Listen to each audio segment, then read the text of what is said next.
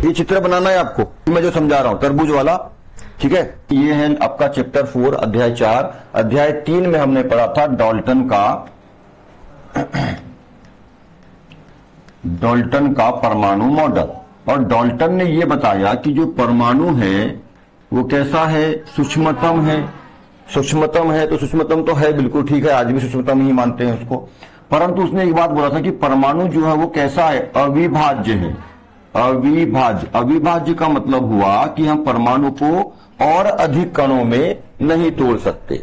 जैसे अपन जो गेहूं होता है ना, गेहूं चावल, तो गेहूं जो होता है, गेहूं को आप क्या करो, पिसा लो, मशीन में ले जाके, मिल में जाके पिसा लो, तो उसका एक जो कण प्राप्त होगा आटे का। गेहूं से क्या बनता है, आटा।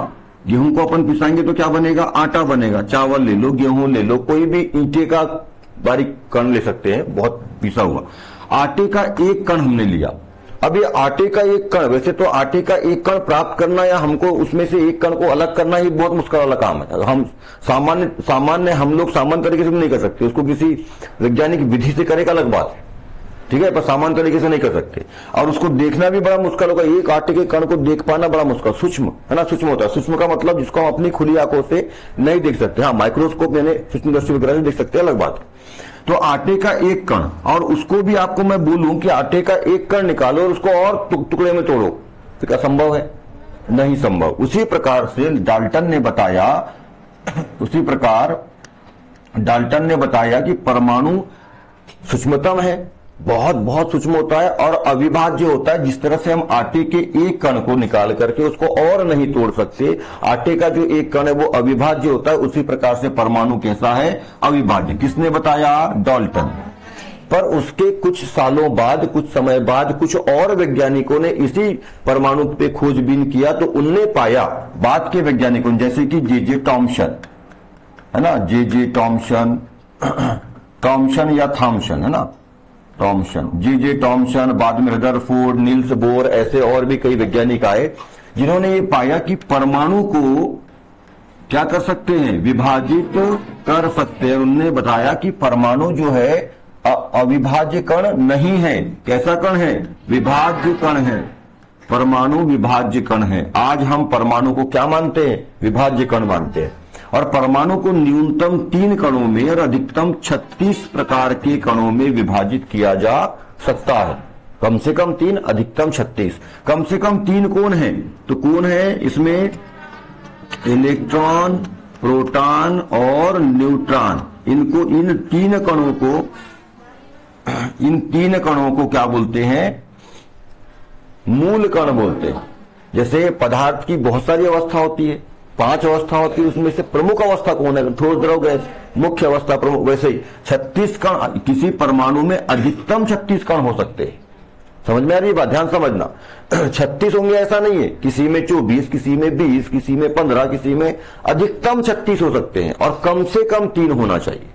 समझ में आ रही है बात, ठीक है ना। जैसे किसी घर को घर बोलना है, हम कोई मकान है उसको घर बोलेंगे, तो मकान घर कब होता है, जब उसमें कोई रहता हो, और उसमें कोई परिवार रहता हो, उसमें भी परिवार में महिला शामिल हो।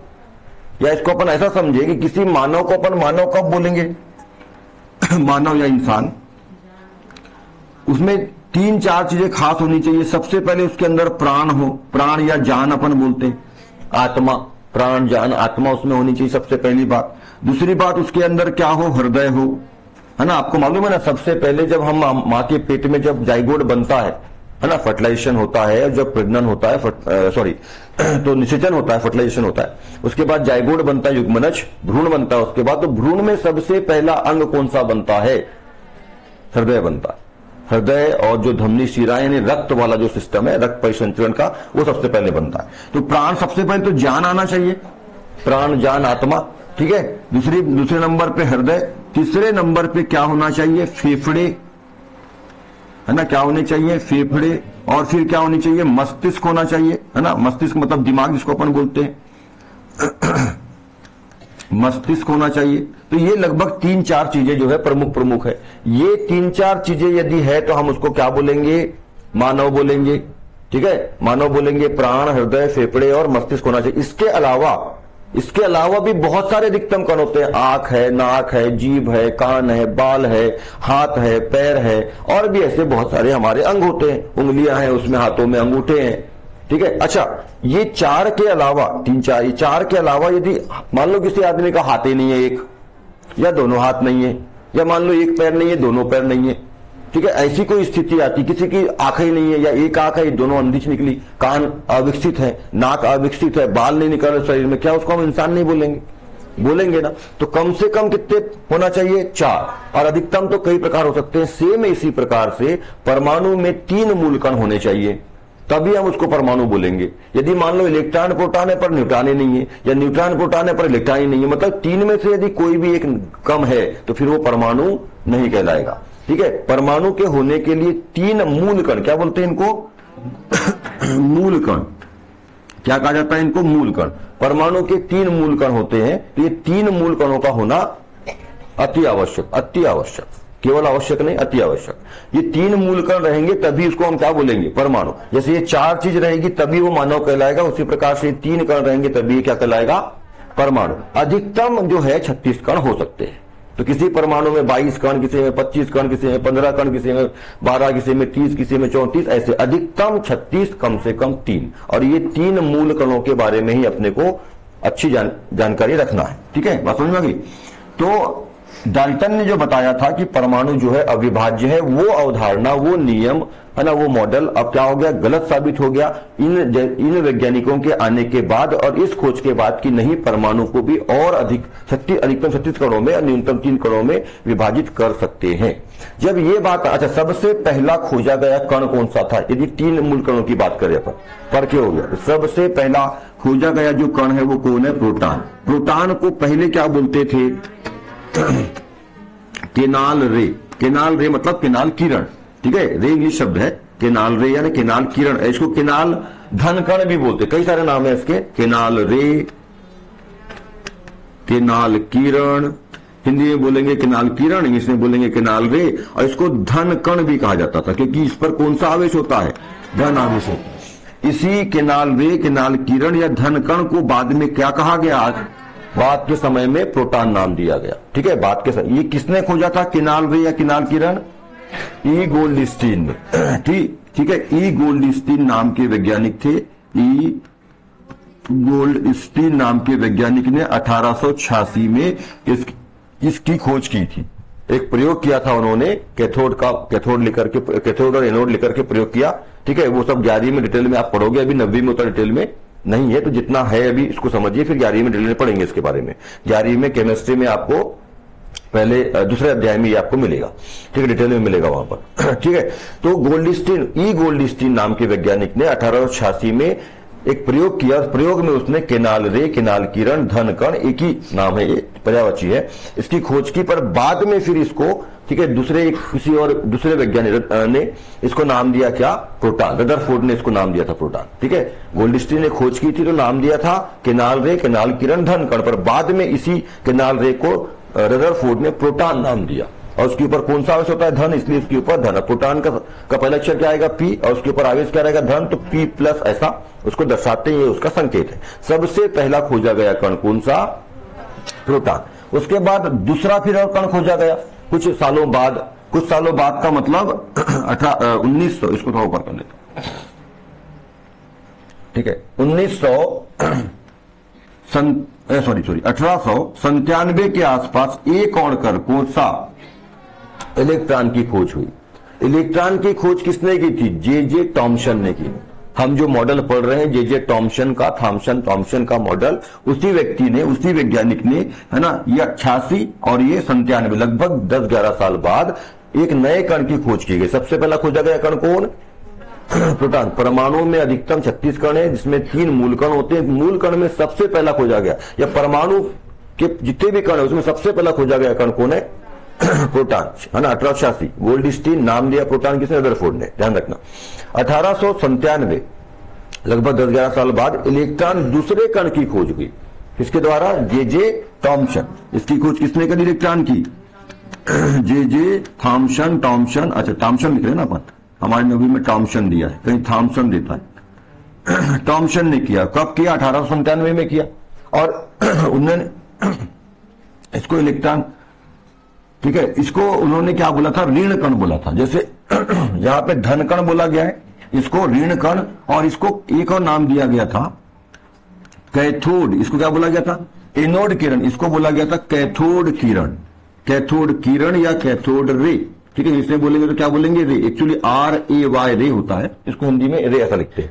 और इसको ऋण कण भी कहा गया, जैसे इसको धन कण कहा गया था, इसको ऋण कण कहा गया, कैथोड किरण। जब उन्होंने 1897 में जे थॉम्सन ने खोज की तो उसको इलेक्ट्रॉन नाम नहीं दिया था, उसको नाम दिया था कैथोड किरण या कैथोड रे या ऋण कण, जैसे यहां पे नाम दिया गया उस तरह से। बाद में इसको फिर जो है स्टोनी नाम के वैज्ञानिक थे, एक स्टोनी, उन्होंने फिर इसको बाद में इलेक्ट्रॉन, जैसे रदरफोर्ड ने बाद में प्रोटॉन कहा इसको, वैसे ही कैथोड किरण को स्टोनी नाम के वैज्ञानिक ने इलेक्ट्रॉन कहा। इलेक्ट्रॉन से ई आ गया और उस पर होता कौन सा आवेश, ऋण आवेश, इसलिए क्या बोला गया, माइनस। सबसे पहला खोजा गया कण, ठीक है, प्रोटॉन, उसके बाद सब बाद में जो खोजेगा। दूसरी बात, मूल कण में आते हैं एक और न्यूट्रॉन। अभी अब आगे जब जाएंगे इस अध्याय में तो आगे पढ़ेंगे।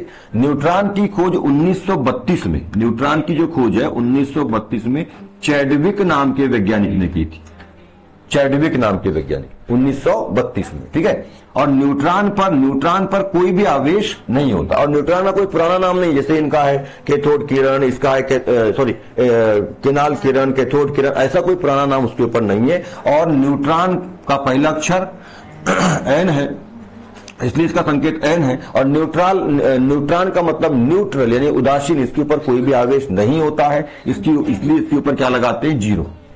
तो 1932 में चैडविक नाम के वैज्ञानिक ने इसकी खोज करी और इसके ऊपर कोई आवेश नहीं होता, इसके लिए इसको क्या दर्शाते हैं, शून्य आवेश, जीरो आवेश, इसलिए इसको न्यूट्रॉन बोलते हैं। प्रोटॉन और न्यूट्रॉन कहां पे होती है, ये बात समझ में आ गई आपको, इसको मैं हटा रहा हूं यहां से ना, ये सब दिखा दिया मैंने आप लोगों को। मैं आपको परमाणु का आज जो आधुनिक मॉडल चलता है उसके बारे में थोड़ा पहले बताता हूं, उसके बाद फिर हम थॉम्सन के तरबूज मॉडल या क्रिसमस केक मॉडल की बात करेंगे, उसका चित्र संरचना को समझेंगे, ठीक है। देखो, जब सबसे पहले प्रोटॉन की खोज हुई, उसके कुछ साल 10-11 साल बाद किसकी खोज हो गई, इलेक्ट्रॉन की। फिर 1932 में, मतलब 32 और वो लगभग 35 साल बाद न्यूट्रॉन की खोज, और उसके बीच में और भी अन्य कणों की खोज होती गई। जब खोज हुई तो ये मालूम हुआ कि भाई परमाणु कैसा है, विभाज्य है, अविभाज्य नहीं है, सूक्ष्मतम तो है पर, और अविनाशी भी है, सूक्ष्मतम है, अविनाशी भी है, उसका विनाश नहीं कर सकते, सूक्ष्मतम भी है पर अविभाज्य नहीं है। क्या है, विभाज्य। परमाणु सूक्ष्मतम, विभाज्य, अविनाशी कण है।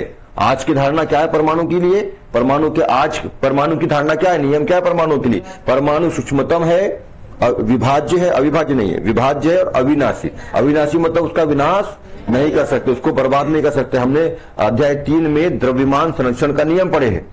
द्रव्य को, पदार्थ को ना तो नष्ट कर सकते, ना उत्पन्न कर सकते, उसको एक रूप से दूसरे में बदल सकते, तो अविनाशी, ठीक है। तो 3 बातें ध्यान रखना, परमाणु कैसा कण है, सूक्ष्मतम, विभाज्य और अविनाशी कण है। और परमाणु क्या है, तो पदार्थ की, किसी भी पदार्थ की जो इकाई होती है उसको परमाणु बोलते हैं। इन कणों की खोज हुई तो फिर यहां पे एक बात आई कि यार इसके अंदर ये कण, एक छोटा सा परमाणु सूक्ष्मतम, ठीक है, उसके अंदर में ये कण कैसे रहते होंगे, कैसे व्यवस्थित होते होंगे, ये बात किसके दिमाग में आई, वैज्ञानिकों के दिमाग। सामान्य आदमी के दिमाग में ये बात नहीं आती, सामान्य आदमी को तो खाने पीने और हगने मुतने से फुर्सत नहीं, ठीक है।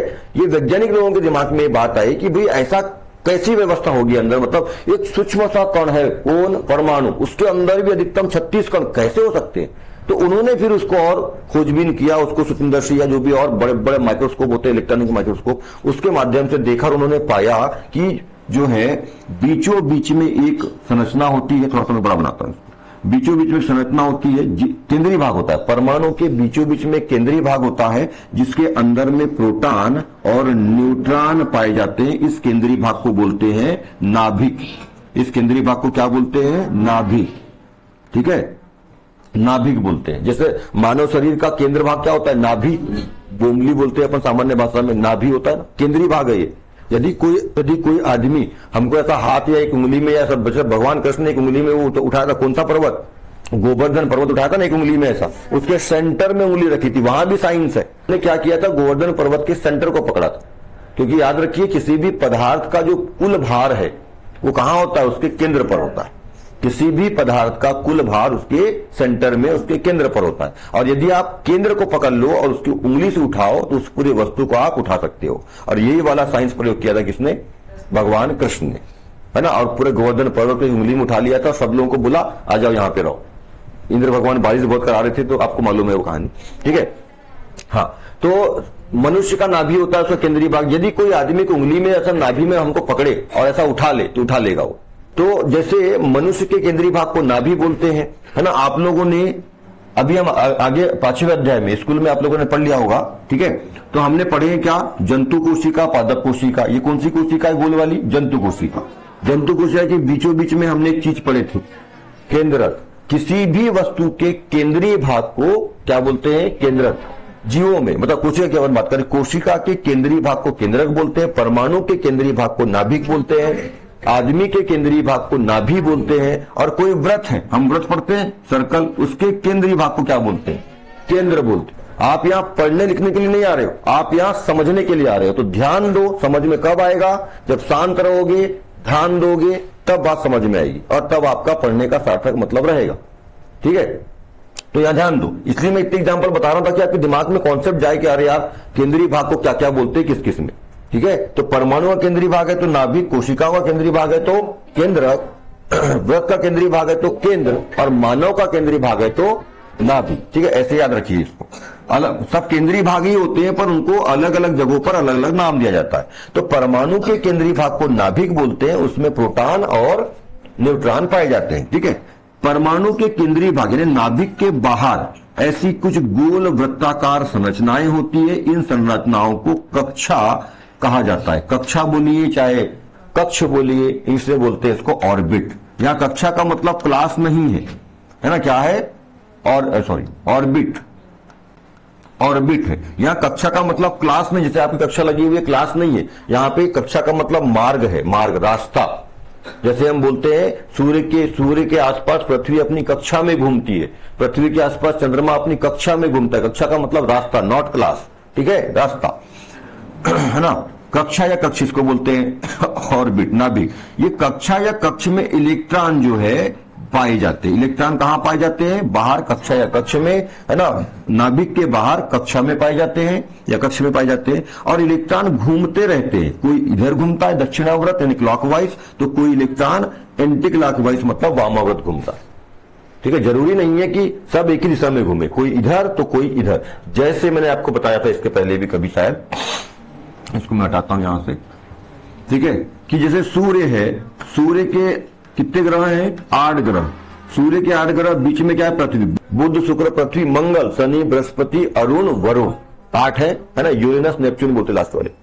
तो 8 ग्रह हैं और इनके बहुत सारे उपग्रह भी है। तो ये 8 जो ग्रह है, जैसे पृथ्वी किधर से किधर घूमती है? पश्चिम से पूर्व, पश्चिम से पूर्व। पर आपको लगता उल्टा है, क्योंकि सूरज निकलता है पूर्व में और डूबता है पश्चिम में। तो हमको लगता है कि यार पृथ्वी जो है पूर्व से पश्चिम घूमती, पर ऐसा नहीं होता है। पूर्व से पश्चिम नहीं घूमती, पश्चिम से पूर्व घूमती। पृथ्वी का घूर्णन जो होता है वो पश्चिम से पूर्व होता है। तो जैसे मान लीजिए कि कुछ जो, जैसे पृथ्वी है, पृथ्वी मान लो पश्चिम से पूर्व घूम रही है, तो हो सकता है कोई दूसरा जो ग्रह होगा वो पूर्व से पश्चिम घूम रहा होगा, ठीक है। कोई इधर घूम रहा है, इधर ऐसा जा रहा है, तो कोई ग्रह इधर जा रहा है। ऐसे चक्कर लगाते रहते हैं ये सूर्य के, ठीक है। सेम इसी प्रकार से यहां पर भी जो इलेक्ट्रॉन है वो भी कोई वामावर्त दिशा में तो कोई दक्षिणावर्त दिशा में, क्लॉकवाइज या एंटी क्लॉकवाइज घूमते हैं। ये भी 11वीं में आप जब क्वांटम संख्या अपन पढ़ेंगे, 11वीं में जब जाओगे 2 साल बाद, तो वहां पे सब कितने, ये जो 9वीं में पढ़ रहे हो ये सब 11वीं में बड़े रूप में मिलेगा। मैं बार बार बोल रहा हूं, बार बार बताता हूं, 9वीं का लगभग 70 से 80% कोर्स आपको बड़े रूप में 11वीं में मिलेगा और 10वीं का 70 से 80% रूप बड़े रूप में 12वीं में मिलेगा। समझ गए? इसलिए 9वीं को केवल 9वीं समझ के मत पढ़ो। और पहले ही बोल दिया, 8वीं तक भात खा के वो छोड़ दो, है ना। फ्री में पढ़ के आ गए कंपलसरी पास, ढकेल के एग्जाम नहीं भी दी तो पास कर दी तुमको टीचर लोगों ने, कुछ नहीं लिखे पेपर में तो पास हो गए तुम लोग। अब नहीं चलेगा। और अभी तक आपने खेल कूद मस्ती किया है, कुछ समझे नहीं हो, अब समझो। 9वीं 10वीं 11वीं 12वीं केवल पढ़ाई के 4 साल होते हैं, बस केवल 4 साल। कॉलेज में जाओगे तो वहां तो गर्लफ्रेंड बॉयफ्रेंड करोगे तुम लोग, मोबाइल फोन फलाना ढेकाना, वहां पढ़ाई नहीं होती, वहां सब बकवास होता है, ठीक है ना। और ना 8वीं तक पढ़ाई होती है अच्छे से अपने एमपी में, तो इसलिए 4 ही साल है। इसलिए बार बार बोलता हूं ध्यान समझ लो, है ना। ये तो जिंदगी बर्बाद है, ठीक है तुम्हारी, यदि ध्यान नहीं दोगी इन 4 सालों में। पूरा कंपटीशन कोई भी हो, चाहे वो आपका रिक्रूटमेंट मतलब नौकरी के लिए हो या कोई भी एंट्रेंस यानी कोई बड़े कोर्स करने के लिए हो, सब कुछ 9वीं से 12वीं का ही आता है, उससे बाहर कुछ नहीं आता। 8वीं तक जो, अच्छा 8वीं तक आपने जो पढ़ा उसको नहीं समझा कोई बात नहीं, जो 8वीं तक पढ़े वो आपको 9वीं 10वीं 11वीं 12वीं में बड़े स्तर में मिल जाएगा। इसलिए मैं बोलता 8वीं तक जो नहीं पढ़ा नहीं समझ में आया छोड़ दो, उसको भूल जा, जो बीत गया सो बीत गया, पर जो अभी है उसको पकड़ो और ध्यान से 4 साल पढ़ो, सब कुछ भूल जाओ। कोई माताजी नहीं, कोई होली नहीं, कोई दिवाली नहीं, कुछ नहीं, कुछ भी नहीं। 4 साल केवल और केवल स्टूडेंट हुआ, खाना पीना हगना मुतना सोना सब भूल जाओ, इतनी मेहनत कर लो 4 साल। यदि 80 साल मजे से जीना चाहते हो, लग्जरी कार एप्पल मोबाइल फलान ठिकाने में यानी अच्छे से जीना चाहते हो, मजे से पैसा हो सब कुछ हो ऐसा आराम हो, कोई भी चीज करने से पहले सोचना ना पड़े कि जेब में पैसा है कि नहीं, यदि जीवन ऐसा चाहते हो तो केवल 4 साल, ठीक है, रात दिन करके मेहनत कर लो बस, उसके बाद फिर टेंशन खत्म, ठीक है, इतनी पढ़ाई कर लो 4 साल ध्यानपूर्वक, ठीक है। तो परमाणु का जो नाभिक है उसमें प्रोटॉन न्यूट्रॉन बीच में होता है और इलेक्ट्रॉन कहां होते हैं, बाहर होते हैं, चक्कर लगाते रहते हैं। इलेक्ट्रॉन चक्कर लगाते रहते हैं किसके, नाभिक के जैसे सूर्य के चक्कर लगाते रहते हैं ग्रह, वैसे ही इलेक्ट्रॉन चक्कर लगाते रहते हैं नाभिक के अंदर जो न्यूट्रॉन और प्रोटॉन है वो भी चक्कर लगाते हैं, पर किसी के नहीं लगाते, खुद के चक्कर लगाते हैं वहीं के वहीं, ठीक है। कोई कण है यहाँ पे प्रोटॉन, तो वो वहीं के वहीं चक्कर लगा, किसी और से चक्कर नहीं लगाता, क्योंकि वो बॉस है बॉस, ठीक है, तो वो बॉस है, वो खुद ही मालिक है, तो वो खुद के चक्कर लगाता है वहीं के वहीं। जैसे सूर्य चक्कर लगाता है किसके, गैलेक्सी के, सूर्य भी चक्कर लगाता है। हमको लगता है यार उपग्रह जो है चक्कर लगा रहे हैं किसके, ग्रहों के, ग्रह चक्कर लगा रहे हैं सूर्य के, और हमको आज तक पढ़ाया गया और हम समझते हैं कि जो सूर्य तारे होते हैं वो स्थिर होते हैं, एक जगह पे रहते हैं, सूर्य स्थिर एक जगह ना, सूर्य भी अपने बॉस के चक्कर लगा रहा है। सूर्य का बॉस कौन, गैलेक्सी, मतलब आकाश गंगा, वो आकाश गंगा के चक्कर लगाते रहता है, मतलब सब एक दूसरे के चक्कर लगा रहे हैं। जैसे हम अपने माता पिता के चक्कर लगाते हैं, हमारे माता पिता ने अपने माता पिता के चक्कर लगाए होंगे, उनके माता पिता ने, हमारे दादा ने अपने माता पिता मतलब हमारे परदादा चक्कर लगाए होंगे, मतलब उनपे आश्रित थे ना। बस ऐसा ही पूरा क्रम चलते जा रहा है। यहां बॉस कोई नहीं है, समझ में आ रहा है, बॉस कोई नहीं है, ठीक है। आप लोगों का बॉस एक टीचर हो गया, और टीचर का बॉस प्रिंसिपल हो गया, प्रिंसिपल का बॉस उधर का जिलाधिकारी हो गया, जो भी डीओ बी होते हैं, उनका बॉस उधर भोपाल में बैठा अधिकारी हो गया, उनका बॉस मुख्यमंत्री, मुख्यमंत्री का बॉस प्रधानमंत्री हो गया, या जो भी उनका डिपार्टमेंट का मंत्री होगा वो हो गया, प्रधानमंत्री हो गया। प्रधानमंत्री का बॉस कौन हो गया, संविधान हो गया, और संविधान का बॉस कौन हो गया, कोई नहीं है, संविधान खुद ही अपने आप में बॉस, ठीक है। ऐसा तो ऐसा ही सिस्टम चलता रहता है, समझ गए। तो इस तरह की व्यवस्था होती है, परमाणु जो मॉडल होता है वो इस तरह का होता है, बात समझ में आ गई। और जो सर यहाँ 3 कण की तो बात की, और कण सर 36 में, तो जो 36 कण होते हैं उसमें से कुछ कण नाभिक में, तो कुछ कण कक्षाओं में चक्कर लगाते रहते हैं, पर मूल 3 कणों की अपन बात कर रहे हैं। इस तरह का परमाणु मॉडल। अच्छा, इसमें एक और बात, इन पूरे कणों में, पूरे 36 कणों में सबसे हल्का कण कौन, इलेक्ट्रॉन, और सबसे भारी कण कौन, न्यूट्रॉन। इस बात का ध्यान रखें, पूरे 36 कणों में सबसे भारी कण कौन, न्यूट्रॉन, सबसे हल्का कण कौन, इलेक्ट्रॉन, ठीक है। और अपन ने लिखे भी है कि जो प्रोटॉन है वो लगभग 2000 गुना भारी होता है, किससे, इलेक्ट्रॉन से।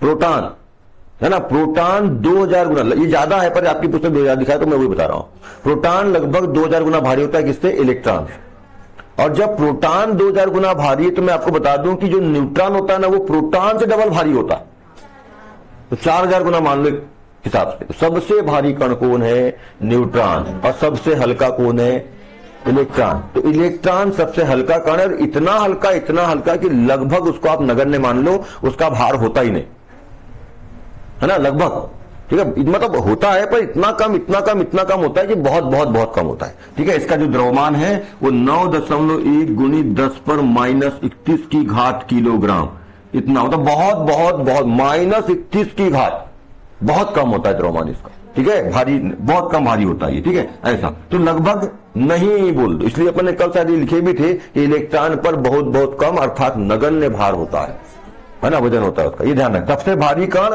न्यूट्रॉन, सबसे हल्का कण इलेक्ट्रॉन, बाकी सब उसके बीच में, ठीक है, ऐसा ध्यान रखिएगा। हाँ, अब उसके बाद बात करते हैं अपना जो जे थॉम्सन का परमाणु मॉडल है उसके बारे में। ठीक है, जे थॉम्सन का परमाणु मॉडल, इतनी बात समझ ली ध्यान से। हाँ, अब परमाणु मॉडल की बात करते हैं। हाँ हाँ, पृथ्वी का आकार गोल होता है, पृथ्वी का आकार गोल होता है, पूरी तरह से नहीं, अंडाकार नहीं। ऐसे अंडा कोई उसका पृथ्वी का जो भी अपन सुनते हैं गोल होता है, कोई बोलता है सेब के आकार का होता है, कोई बोलता है नाशपाती के आकार का होता है, कोई बोलता है अंडे के आकार का होता है, कोई बोलता है वो क्या बोलते हैं अपन उसको, मौसम्बी के आकार का होता है, संतरा मौसम्बी। ठीक है, तो देखा जाए तो पृथ्वी का आकार और सब अपने अपनी जगह सही है।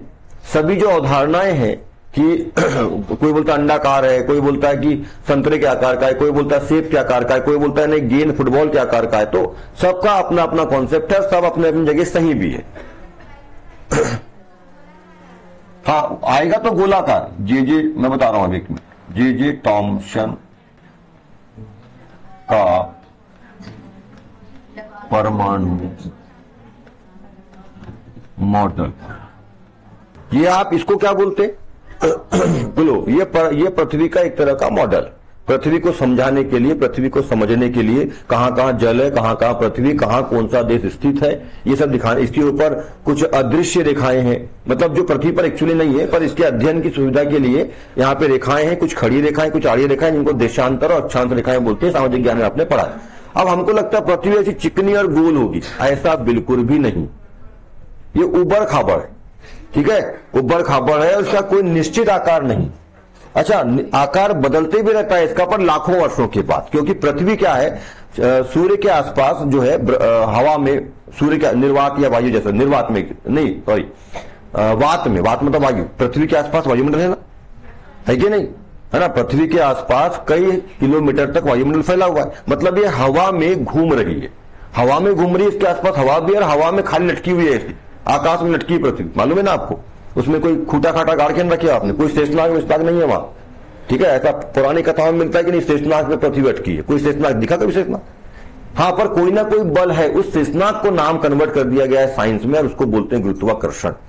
पौराणिक कथाओं में कहा जाता है धार्मिकता के हिसाब से कि शेषनाग है, वो उसको थोड़ा नाम चेंज कर दिया, समझ गए। जैसे आजकल हेलो का हाई हो गया, और गुड मॉर्निंग का जीएम हो गया, और गुड नाइट का जीएन हो गया, समझ में आ रही है बात। बस वैसा ही है, तो शेषनाग पे है बोलते थे, शेषनाग पे है नहीं है, जो भी है, पर अभी जो है साइंस के हिसाब से, आधुनिक समय के हिसाब से अपन बोलते हैं कि गुरुत्वाकर्षण बल है।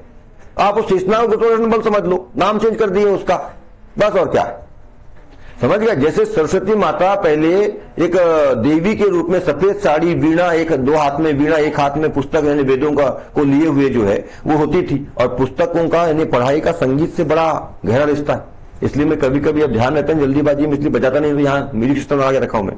मेरे ख्याल से मेरा पहला कोचिंग होगा पूरे वर्ल्ड में, शायद इंडिया में तो हो गए, वर्ल्ड में भी हो तक, ऐसा मैं मानता हूं होगा, कि जहां पढ़ाई के साथ म्यूजिक की सत्ताई होती है ना। म्यूजिक, पर म्यूजिक कैसा, वो वीणा है उनके पास, डीजे नहीं है, आजा राजा ऐसा वाला नहीं है, वीणा।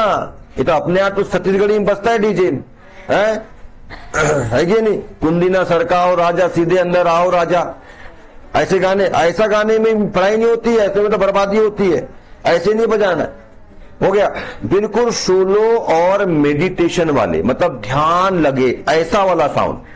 ठीक है, मेडिटेशन वाले साउंड लगाना है, कोई पवित्र संगीत लगा लो, धुन लगा लो, ओम की धुन लगा लो, कोई बांसुरी की धुन लगा लो, कोई वीणा की धुन लगा लो, कोई गाने का बढ़िया सॉफ्ट वाला म्यूजिक लगा लो, स्टेन तेरी माँ की तेरी बहन की, है ना, ऐसे वाले मत लगाना, उसका तो ऐसे गाना तो गाली बकता है मार गाने में, है ना। और आज भारत के अंदर सबसे बड़ा यही तो दिक्कत है कि नंगे पुंगे और गलत लोगों को हीरो बनाते हैं, और जो अच्छे लोग हैं उनको जीरो बनाते हैं यहाँ के लोग आजकल, ऐसा ही है ना। जो देश की सुरक्षा करने वाला सैनिक गोली खाता है सीने पर, वो बेचारा, उसको कोई नहीं पूछता है, और यहाँ जो आते हैं जुबा की स्त्री खाओ 20 करोड़ ले लेते हैं और लोगों को बिगाड़ रहे हैं। वो आईपीएल होता है कि अभी वर्ल्ड कप चल रहा है ना, अभी ड्रीम 11 पे सट्टा लगाओ, तो ऐसे लोगों को हमने हीरो बना के रखे हैं जो हमको बिगाड़ रहे हैं, और जो अच्छा काम कर रहे हैं उनको हम लोग जानते ही नहीं है। बताओ, वो देश में यदि मान लो सैनिक यदि बॉर्डर को छोड़ करके वापस जाकर भाड़ में जाए, बोले साले हम अपने घर जाएंगे, तो बेटा पाकिस्तान और चीन हमको 4 दिन में नोच डालेंगे पूरा, वो है हमारे रियल हीरो, रियल फाइटर्स। उनका हम सम्मान नहीं करते। और वो कैसा बनना चाहते हैं? यह हीरो बनना चाहते हैं। अभी शाहरुख खान का बेटा ड्रग्स में रेव पार्टी में पकड़ाया गया। वो शाहरुख खान ने उसको उल्टा, जो समीर वानखेड़े करके जो क्राइम ब्रांच का जो मेन हेड था, उसको उल्टा फंसा दिया रिश्वत देकर। वो बेचारा, उसका लड़का तो जो दोषी था, जो रेव पार्टी ड्रग्स पार्टी कर रहा था, लड़की नंगी लड़कियों के साथ नाच रहा था उधर पे समुद्र में जाकर के बीच में, तो वो बेचारा बरी हो गया। वो बस घूम रहा है, ठीक है। और वो बेचारा जिसने पकड़ा, पुलिस वाला है ना, वो बेचारा केस लड़ रहा है कि मैंने रिश्वत नहीं लिया। हे भगवान, इस देश का कानून और ये देश और यहाँ के लोग। इसलिए बुद्धिजीवी वर्ग जो होता है ना, जो ऐसे ब्रॉड माइंडेड लोग होते हैं, इसलिए इस देश को छोड़कर के विदेश चल जाते हैं। समझ में आ रही है बात? मैंने ये बात कई बार कही है। आप देखिए, जितनी भी बड़ी बड़ी कंपनीज है, उनके सब जो मुखिया हैं या नीचे वाले, मुखिया के नीचे वाले सीईओ बोलते हैं अपन, डायरेक्टर्स बोलते हैं, वो सब भारतीय हैं। सब भारतीय। सत्य नडेला हो, चाहे सुंदर क्या बोलते क्या नाम है, सुंदर पिचाई हो, और ऐसे बहुत सारे बड़ी बड़ी कंपनी, गूगल, ठीक है, माइक्रोसॉफ्ट, ठीक है, क्या बोलते हैं अपना फेसबुक, इंस्टाग्राम, जितने भी बड़ी बड़ी सब और भी बड़ी बड़ी कंपनीज है, उन सब के जो हेड हैं, जो मेन बॉस है वो तो है, उसके नीचे वाले सीईओ डायरेक्टर जिसको बोलते हैं अपन, वो सब भारतीय ज्यादातर। वो भारत के लोग भारत में क्यों नहीं अपनी कंपनी है या किसी कंपनी के बॉस बन रहे हैं भैया? क्योंकि यहां माहौल नहीं है वैसा। यहाँ पे ऐसे ऐसे नियम कानून, इतना टैक्स सिस्टम सरकार लगाती है, टैक्स लगाती है कि क्या ही बताओ। यहाँ पे कोई कंपनी खोलना है और परमिशन लेना पड़ता है। हम कोई कंपनी, कोई काम, कोई कारखाना कुछ भी खोलना है तो परमिशन लेना पड़ता है। आपको अपनी जमीन पर ही उगाया हुआ आपके द्वारा कोई पेड़ काटना है तो परमिशन लेना पड़ता है, जानते हो। खासतौर पर सागुन आगुन कोई कीमती पेड़ हो तो, पलाश का तो ऐसे काट लेते हो आप लोग, पर सागुन लगाए हो, शॉल लगाए हो, क्या बोलते हैं कोई चंदन लगाए हो, ऐसा कोई कीमती पेड़ लगाए हो, तो आपने, आपकी जमीन, आपका खेत, आपके दादाजी ने लगाया, आपके पिताजी ने लगाया, आपको काटना है तो सरकार से परमिशन लो। ये क्या नाटकबाजी है? हम जंगल में थोड़ा काट रहे हैं, हम अपने खेती में काट रहे हैं ना, हमने लगाया ना, तो हमारा अधिकार बनता है ना। ठीक है कि नहीं है ना? ये सब लफड़ेबाजी यहां पर। एक बेटी को, एक बच्चे को माँ बाप पैदा करते हैं, उसको बनाते हैं, उसको पालते हैं, पोसते हैं, शिक्षा देते हैं, और 18 साल के बाद वो माँ बाप की मर्जी चलेगी, किसी भी साले अरे गहरे टुच्चे के साथ में भाग करके शादी कर सकती है और कानून उसको प्रोटेक्ट करता है। ये माँ बाप तुम हाथ में लगा सकते, 18 की हो गई, क्या नाटकबाजी है ये? ठीक है, मेरे को अपनी जमीन पे घर बनाना है, इस बात के लिए मैं परमिशन लूं पंचायत से, नगर पालिका से कि भैया मैं घर बना रहा हूं, घर बनाने की परमिशन दो। अबे मेरी जमीन है, मेरे को घर बनाना है। हाँ, मैं वहां पे कोई ऐसा बम बनाने की फैक्ट्री थोड़ा बना रहा हूं। यदि ऐसा कुछ है तो परमिशन लेना पड़े। सिंपल सा, भैया मेरे को रहने के लिए घर बना, उसके लिए परमिशन लेना पड़ता है। अपने ही जमीन पे मैं घर बनाता हूं, उसका अपने को जमीन भवन कर, जमीन टैक्स देना पड़ता है। ये क्या नाटकबाजी? इतना टैक्स लेती सरकार और खुद मजे कर रही है। एक नेताजी आते हैं तो उसके पीछे 50 गाड़ी दौड़ती है, पेट्रोल डीजल कहां तो ये चल रहा है इस देश के अंदर है। क्या नाटकबाजी है साला ये? तो इसलिए जो बुद्धिजीवी लोग है ना, जो कुछ जिनको जमता नहीं है, वो छोड़ के चल जाते हैं बाहर। आज एलन मस्क विश्व का सबसे अमीर आदमी ठीक है, और इतना अमीर कि उसको कोई छू नहीं सकता कई सालों तक अभी। ठीक है, मतलब उससे आगे नहीं निकल सकते, ऐसा इतना ज्यादा अमीर। यदि दूसरे नंबर वाला के पास 100 रुपए तो उसके पास 300 रुपए, इतना ज्यादा अमीर है वो। रुपए में बोला मैंने, आप ट्रिलियन, सबसे पहला खरबपति। आपने लखपति सुना है, करोड़पति सुना है, आपने अरबपति सुना है, खरबपति सबसे पहला खरब, ट्रिलियनियर बोलेंगे उसको, है ना। आप लोगों ने बिलियनियर और मिलेनियर तो बहुत सुने हो, अब ट्रिलियनियर बोलेंगे उसको, पहला ट्रिलियनियर बनेगा वो, या है वो, समझ लो। खरबपति, पहला खरबपति पूरे विश्व का, खरबों रुपया उसके पास, है ना। ऐसा नील पदम संघ, सब संख्या जितनी भी खत्म हो जाएगी उसके बाद तो पैसा खत्म नहीं होगा उसको, इतना पैसा उसके पास। वो यदि भारत में होता ना, समझ गए, भारत में कभी एलन मस्क जो आज सबसे बड़ा आदमी है वो कभी नहीं बन पाता। वो अमेरिका में ही तभी बन पाया है, क्योंकि अमेरिका में टैक्स सिस्टम बहुत कम है, और ऐसे लोगों को अमेरिका सरकार और प्रोत्साहन देती है, बढ़ावा देती है। और हमारे यहाँ कोई आदमी को यदि ऐसा कोई खोलना है ना, बोला कितने का है तो आधा मेरे को दे, जब तक आधा रिश्वत लेगा नहीं, साइन नहीं करेगा, परमिशन नहीं देगा उसको। और एक ही परमिशन नहीं है, पंचायत की परमिशन, इसकी परमिशन, उसकी परमिशन, और सब यहाँ रिश्वत खो। उसके पास मान लो 100 रुपया है, वो 50 रुपया 75 रुपया तुमको रिश्वत देने में देगा तो घंटे ही कम चलाएगा 25 रुपया में। समझ गए? तो यहाँ के लोग क्या होता है, बाहर जाते हैं, खासतौर पे अमेरिका वगैरह, और वहां पे 100 तो उसका सही उल्टा सरकार सपोर्ट करती है, बोले ईश्वर कुछ में ये कितना का 100 का, बोले हम 100 देते हैं और 200 खोल तू, तो भैया वो आदमी विकास नहीं करेगा, वृद्धि नहीं करेगा, वो एलन मस्क नहीं बनेगा, तो भारत के लोग बनेंगे एलन मस्क। समझ में आ रही है बात? ये सिस्टम, इसलिए यहाँ का लोग बाहर जब भागते हैं, ठीक है, इसलिए बड़े बड़े लोग, पैसे वाले लोग या जो दिमाग वाले लोग हैं, यहाँ कई वैज्ञानिक आज नासा में जाके देखिए, भारत के बहुत सारे वैज्ञानिक, भैया वो इसरो में क्यों नहीं? क्योंकि यहाँ पे नाटकबाजी सब, यहाँ भेदभाव चलता है, यहाँ राजनीति चलती, ठीक है। किसी नेता के यदि चापलूसी करोगे तो तुम अच्छे पद में जाओगे, नहीं करोगे तो तुमको वहीं के लिए चढ़ा देंगे वो, और वहां ऐसा नहीं चलता, वहां दिमाग है तो आगे चल, ऐसा चलता है, इसलिए लोग भागते हैं वहां। सोच के देखो कि भारतीय लोग जो अब बहुत सारे देशों में बाहर, अभी देखो ब्रिटेन में हमारे देश के मतलब भारतीय मूल के प्रधानमंत्री ऋषि सुनक, ठीक है, बहुत सारे और देशों में, इधर छोटे मोटे देशों में जो है भारतीय मूल के राष्ट्रपति, प्रधानमंत्री, नेता, मंत्री, है ना। अभी देखो आप अमेरिका में उपराष्ट्रपति जो कमला हैरिस, उपराष्ट्रपति महिला है कमला हैरिस, है ना, भारतीय मूल की, मतलब भारतीय का मतलब वहां पे जाके बस गए। वो क्यों बस गए? क्योंकि यहां पे नाटकबाजी साला, यहां सब पक्षपात और ये और वो दुनिया भर के सब फालतू की चीजें है यहां पर, इसलिए वो वहां चले गए और आज देखो वहां उपराष्ट्रपति बन के बैठे, ठीक है। ऐसा तो ऐसा है हमारा देश, सब नाटकबाजी बहुत ज्यादा है यहाँ पे, ठीक है ना। ऐसा इसलिए यहाँ ये देश कभी अच्छा नहीं करता, इतनी संपदा, इतनी अच्छी सभ्यता, इतनी अच्छी संस्कृति, वेदों का ज्ञान और सोने की चिड़िया, और हमको लोग बोलते हैं भिखारी, गरीब, नंगों का देश, है ना। खैर मोदी जी के आने से अब ये छवि बदल गई है और मोदी जी बहुत अच्छा काम कर रहे हैं और वो लंबा जी कई 50 साल तक प्रधानमंत्री बने रहे। संभव नहीं है क्योंकि उनकी उम्र हो गई है, पर ऐसा हो जाए तो बड़ा अच्छा होता। मैं तो बोलता हूं मोदी जी को ना भारत का परमानेंट प्रधानमंत्री बना देना चाहिए, जब तक मरेंगे तब तक प्रधानमंत्री रहेंगे वो। कई देशों में ऐसा होता है जी, अभी चीन में जाइए, शी जिनपिंग, वो जब तक नहीं मरे तब तक राष्ट्रपति रहेगा, ऐसा उनने वहां पे, तो मोदी जी को भी ऐसा कानून बनाना चाहिए कि मैं प्रधानमंत्री रहूंगा जब तक नहीं मरूंगा। पर वो आए तो आप कम से कम देश विश्व स्तर पर नाम हो रहा है। आज आप देख रहे हो अभी इजराइल और फिलिस्तीन का युद्ध चल रहा है, हमारे लोग वहां जो फंसे हुए ला रहे हैं, कोई दिक्कत नहीं है, वो मोदी जी तो ला रहे हैं। ये तो अभी कोई पहले के प्रधानमंत्री होते ना तो वहां पे कुछ नहीं कर पाते, हमारे लोग वहीं के वहीं मर जाते हैं। अभी रूस और यूक्रेन का युद्ध चल रहा है, वहां पर भी हमारे लोग फंसे हुए थे, तो वहां से तिरंगा झंडा लगाए बस के ऊपर और ला दिए भैया। उसको बोले हम भैया अपने लोगों को ला रहे हैं, मोदी जी ने बोले हम अपने लोगों को यहाँ से निकाल रहे हैं, तुम्हारे यहाँ से तुम झगड़ा कर रहे हो, सब युद्ध में मर जाएंगे हमारे लोग। तो बोले एक काम करो, 2 घंटे के लिए गोलीबारी युद्ध बंद कर दो, हम फटाफट निकाल फिर युद्ध करना। तो इधर यूक्रेन ने भी बंद कर दिया, रूस ने भी बंद कर दिया। ये पावर है मोदी जी। आज G20 समिट हुई है इंडिया के अंदर, भारत देश के अंदर, समझ गए। तो ये इस तरह माना। अच्छा, कई लोग बड़े रोते हैं, मालूम है, मोदी ने पूरा बर्बाद कर दिया, तो पूरा बेच दिया, तो पूरा महंगा कर दिया, तो पेट्रोल का दाम बढ़ा दिया, तो ये अबे तो तुम ये क्यों नहीं सोच रहे हो कि पेमेंट जो 10,000 थी वो 50,000 हो गई आज? तुम ये क्यों नहीं सोच रहे हो धान जो 1,000 रुपए कुंटल बिकता था 3,000 रुपए कुंटल हो गया है ये नहीं? अभी छत्तीसगढ़ में देख लो तो वहां तो 3,000-4,000 रुपए कुंटल चल रहा है। अपने यहां भी एमपी के अंदर 2,300 रुपए का रेट हो गया क्या नहीं हो गया? तो ये भी तुम्हारे जो 1 लाख का प्लाट था वो आज 10 लाख का हो गया। समझ में आ रही? तुम्हारी जो जमीन थी 1 एकड़, वो पहले 2 लाख रुपए एकड़ बिकती थी, आज वो 20 लाख रुपए एकड़ बिकती है। वो समझ में नहीं आ रहा है। लोग इतने कमीने इस देश के ना कि हदी, मैं बोल रहा महामूर्खों से भरा देश है।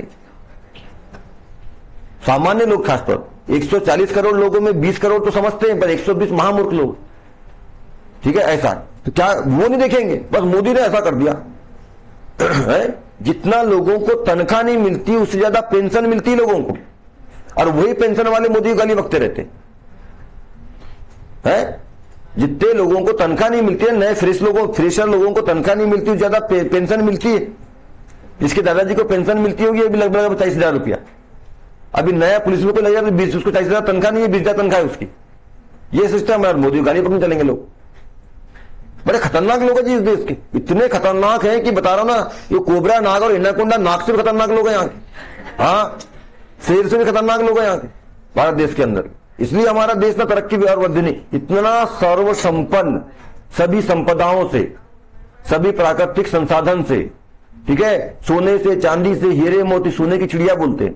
और एक से एक ज्ञान हमारे यहाँ, पूरे विश्व को हमने ज्ञान बांटे, ठीक है। वेदों की रचना और भगवानों की भूमि है ये, और वेदों का और ज्ञान का जो भंडार था ये था। हमारे देश से, भारत देश से ज्ञान बाहर गया है। जैसे आज जो लोग नौकरी वोकरी करके वृद्धि कर रहे हैं और विकास कर लिया, वो लोग पटेल लोगों को आग दिखाते हैं, अब पटेल तेरी क्या फेंकना उधर।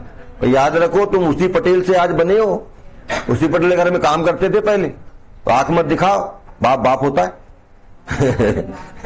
ठीक है, चलिए वापस आते हैं अपनी पुरानी बात। हाँ, पृथ्वी की बात कर रहे थे, है ना, पृथ्वी की बात कर रहे थे। तो पृथ्वी देखो, अपन समझते हैं कि पृथ्वी ऐसी गोल है, पर एक्चुअली चलो ऐसा मान, थोड़ा ज्यादा ही लंबा हो गया, मान लो ऐसा पृथ्वी ऐसी गोल ऐसा मानते, थोड़ा गड़बड़ हो गया, मैं इसको थोड़ा सा हटा देता हूं।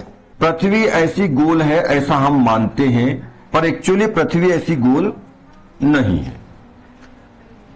अब ग्लोब में मैंने दिखाया भी आप लोगों को, ठीक है, पृथ्वी गोल ऐसी गोल नहीं है ये पृथ्वी, ठीक है। अब इसमें सिंपल सी बात बता देता हूं आप लोगों को, एक दो चीज, बाकी बहुत सारी बातें हैं इसमें। आप लोगों को मालूम है यहाँ जल है, थल है, घाटी है, खाड़ी है, बहुत सारी ऐसे, है ना। मैं सिर्फ दो बात बताता हूं आप लोगों को। आप लोगों को मालूम है हिमालय पर्वत पे एक चोटी है सबसे ऊंची, लगभग 9 किलोमीटर, जिसका नाम है माउंट एवरेस्ट।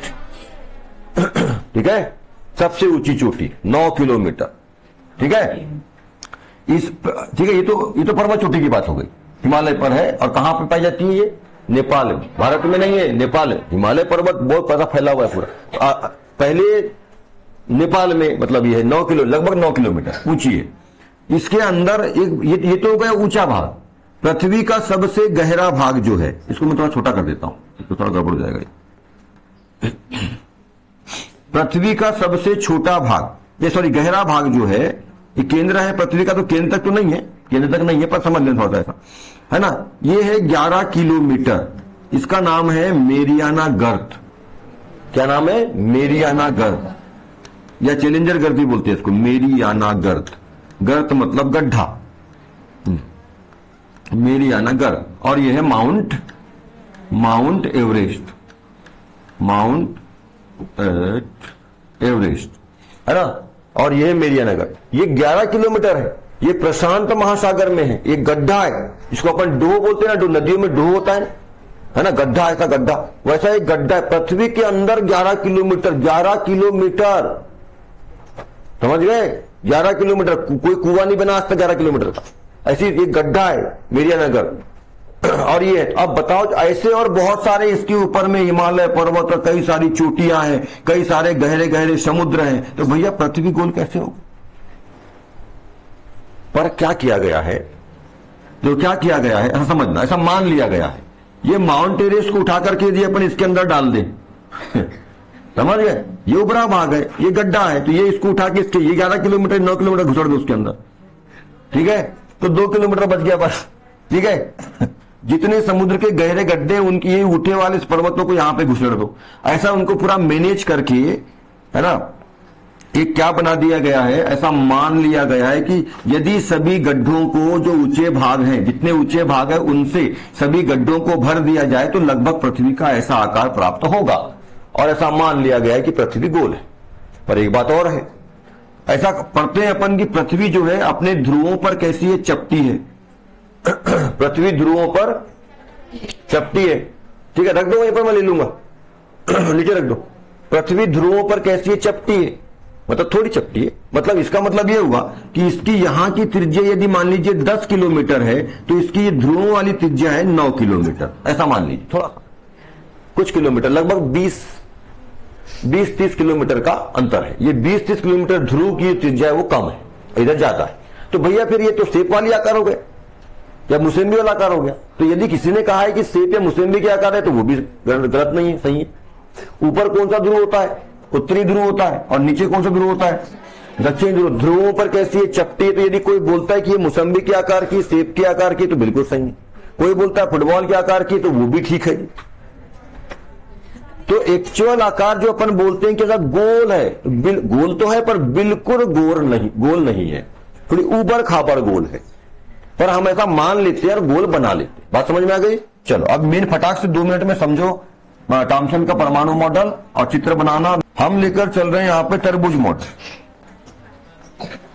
तो तरबूज कैसा होता है आप लोगों को मालूम है, गोल होता है। अच्छा, इसको क्रिसमस केक मॉडल भी बोलते हैं, पर क्रिसमस केक आप लोगों ने शायद ही देखा हो, और देखना भी मत, हमको मतलब नहीं क्रिसमस से। क्रिश्चियन लोग देखे क्रिसमस, हम हिंदू लोग हैं। तरबूज देखो, समझ में आ गई बात? हम हिंदू लोग हैं, हमको अपनी परंपरा अपनी संस्कृति से मतलब है। बर्थडे में केक मत काटिए। बर्थडे में केक तो काटना बहुत दूर के बाद लोग पोतते हैं केक को चेहरे पर, थपाक से मार देते हैं। क्या तरीका है? बर्थडे मना रहे कि मार रहे हो उसको? केक खाने के लिए होता है, खाइए उसको। और जब भी बर्थडे मनाते हो तो केक यदि वैसे मैं तो बोलता हूं मत काटो, ठीक है। अपने भारतीय परंपरा के हिसाब से बढ़िया खीर पूरी बनाओ, गाय का दूध, बढ़िया चावल, उसकी खीर बनाओ, पूरी बनाओ, दोस्तों को खिलाओ, नाश्ता करवाओ, बढ़िया अच्छा खाना खिलाओ, भोज कराओ उनको, बढ़िया भोजन कराओ, है ना। खाना भोजन बता दिया तो मैंने कल आप लोग। खाना मतलब मांसाहारी, मांसाहारी है तो खाना बोलते, शाकाहारी है तो भोजन बोलते। तो भोजन करवाइए बढ़िया, क्योंकि आपका जन्म है, पृथ्वी पर आए हो आप, खुशी की बात है। वहां थपा थप ऐसा केक पोतते ऐसा पूरा है, ये क्या तरीका है? केक खाने की चीज है क्या है? अन्न को ऐसा करोगे तुमको ऐसा निपटाएगा ना ऊपर वाला, समझ में नहीं आए कहां ठंडा पड़ा तुम, है ना। दूसरी बात, हम वहां पे कैंडल जलाकर किंडल बुझाते हैं, ये भारतीय संस्कृति नहीं है, समझ गए। अंधकार करना भारतीय संस्कृति नहीं है, प्रकाश करना भारतीय संस्कृति। तो दीपक जलाओ पर बुझाओ मत, कैंडल जलाओ मत, वहां पर कैंडल जलाते भी है तो बुझाओ मत उसको, चलने दो। प्रकाश करने अच्छी बात है भाई, है अंधकार हट रहा है, प्रकाश से जो चीजें निकलती है, किरणें निकलती है, अंधकार को हटाती है ना। आपके ज्ञान के अंधकार को बताएगी, आपके जीवन के अंधकार को बताएगी, बुझाओ मत। लोग फूकते और हैप्पी, ये कहां की संस्कृति? ये सब बाहर होता है, वेस्टर्न में, यूरोप में होता है, ब्रिटेन अंग्रेज लोगों में क्या होता है, हमारे यहां नहीं होता ऐसा, ठीक है। तो यदि केक काटते भी हो तो अगरबत्ती बुझाना नहीं, ठीक है। जो सॉरी क्या है, मोमबत्ती, दीपक, मोमबत्ती लगाओ, जो बढ़िया दीपक लगाओ, बढ़िया तेल डालो, बत्ती लगाओ जैसे अपन भगवान को, और चलने दो उसको दीपक को। काटते भी हो तो काटो, ठीक है, और बढ़िया आसानी से बढ़िया मुंह में खिलाओ, खाओ, मुंह में खिलाओ, खाओ। पोतने क्या जरूरत है? इस चक्कर में कई केस हो गए पोतापाती में, मर गए एक दो, है ना। पोतापाती में ऐसे वो छुपा रहा है, नहीं नहीं नहीं नहीं, वो कर रहे हैं, दो तीन चार लोग सब पोत रहे हैं, चला उसको, अरे पूरा पोत पात की मुंह में नाक में पूरा केक घुस गया, हाथ में नहीं पाया। कई रियल में केस हुए ऐसे, ऐसी फालतू की हरकतें मत किया करो, है ना। भारतीय हो, भारतीय संस्कृति परंपरा के हिसाब से जियो, मस्त रहोगे, स्वस्थ रहोगे, खुश रहोगे, आबाद रहोगे, विश्व गुरु बने रहोगे, है ना। बकवास मत करो ऐसा। चलिए, पृथ्वी, हाँ ये तरबूज है, ठीक है, अपन तरबूज वाले लेके चलते हैं। तरबूज के अंदर हम पके तरबूज की बात कर रहे हैं, ध्यान समझना। तरबूज के ये तरबूज के बाहर वाला भाग कैसा हरा हरा होता है ना, वो जो मोटा खून होता है वो हरा हरा सा होता है तरबूज का, है ना। और उसके ऊपर ऐसे वो, हाँ पेंटिंग रहती है, पेंटिंग रहती है उसके ऊपर, वो प्रकृति करती है पेंटिंग, हम नहीं करते। हरा कलर, उसके पास लाइन लाइन लाइन ऐसे रहती है। उसके अंदर जब तरबूज पक जाता है तो कैसा होता है? अंदर का भाग लाल लाल सा होता है, अंदर का भाग पकने के बाद तरबूज का, ये है तरबूज। नहीं, इसको मैं व्हाइट से करता हूं, व्हाइट से क्या हो तो व्हाइट से करता हूं, अच्छा रहेगा। ये है तरबूज।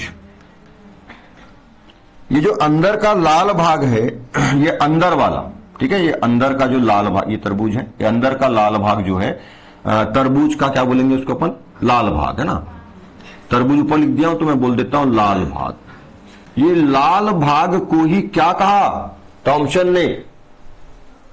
धन आवेश कहा। इधर कर लेता हूं, लाल भाग को क्या कहा? धन आवेश कहा। धन आवेशित गोला, धन आवेश। उनने ऐसा समझाया लोगों को समझाने के लिए कि परमाणु के अंदर इलेक्ट्रॉन, प्रोटॉन, उस टाइम पे दो ही कण थे। अच्छा, जब जे थॉमसन ने मॉडल दिया उस टाइम पे दो ही कण खोजे गए थे, कौन कौन से? इलेक्ट्रॉन और प्रोटॉन। न्यूट्रॉन तो 1932 में चैडविक ने बाद में खोजा, उस टाइम तक दो ही कण थे, दो ही कण थे तभी इसने मॉडल दिया, ध्यान रखना। तो उन्होंने कहा कि दो ही कण का मतलब प्रोटॉन और न्यूट्रॉन, प्रोटॉन और इलेक्ट्रॉन, प्रोटॉन पर धनावेश, इलेक्ट्रॉन पर माइनस आवेश, ठीक है, दो ही। ये जो मॉडल है ये 1932 के पहले और 1897 के बाद में दिया गया था। तो लाल कण को उसने धनावेश कहा। इसके अंदर आप लोग जानते हैं, इसके अंदर में बीज होते हैं। अपन ने तरबूज खाया है, इसके अंदर में काले काले काले काले क्या होते हैं? ये लाल कण के अंदर में काले काले क्या होते हैं? बीज होते हैं। ऐसे बीज जो है ना गूथे हुए होते हैं। ये ठंड का मौसम आता है यार, मेरे को ये सर्दी खांसी बड़ी दिक्कत करती है। काले काले बहुत सारे इसके अंदर बीज होते हैं, ठीक है, बहुत सारे ऐसे काले काले बीज।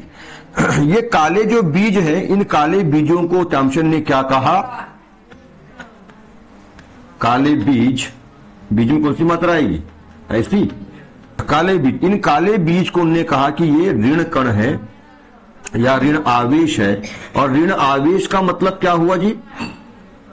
इलेक्ट्रॉन, और धन आवेश का मतलब क्या हुआ? प्रोटॉन। तो जे थॉम्सन ने ये मॉडल दिया, ठीक है, ऐसा मॉडल दिया कि भाई जैसे उन्हें समझाने के लिए बताया कि जैसे एक तरबूज होता है, तरबूज सब खाते हो, सब जानते हो, उसको उस आधार पे अच्छे से समझ पाओगे आप, इसलिए उन्होंने ये मॉडल दिया कि तरबूज बाहर वाला भाग हो गया, तरबूज के अंदर जैसे पूरा लाल भाग फैला होता है उसको उसने कहा ये धनकण है, प्रोटॉन है।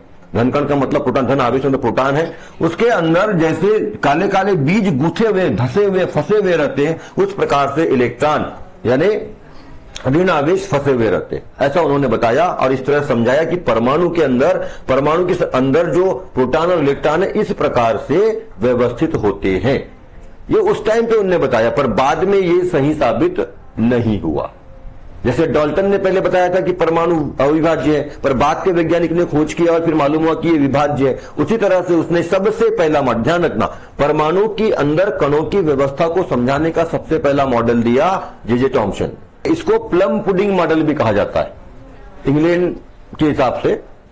क्रिसमस केक मॉडल है ना, तरबूज अभी बनने का ध्यान समझो, अभी तरबूज का मॉडल और प्लम पुडिंग मॉडल, तीन नाम से इसको जानते हैं, पर प्लम पुडिंग और क्रिसमस केक आप अच्छे समझ नहीं पाओगे, इसलिए मैंने तरबूज का मॉडल लिया। तरबूज आप सब खाते हो, जानते हो।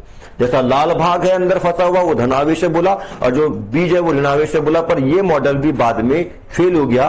और कौन सा मॉडल चला तो मैं आपको बता दिया कि बीच में होता है भैया नाभिक, इसमें प्रोटॉन न्यूट्रॉन होता है, और कक्षकों में बाहर इलेक्ट्रॉन होते हैं। ये वाला मॉडल मान्य है। ये जो मॉडल है ये किसका है? बोर का है। आगे हम पढ़ेंगे। इसका चित्र आप बना लेंगे, ऐसा लिखे हो गया है, हमारा चित्र आपका पुस्तक में बना हुआ है।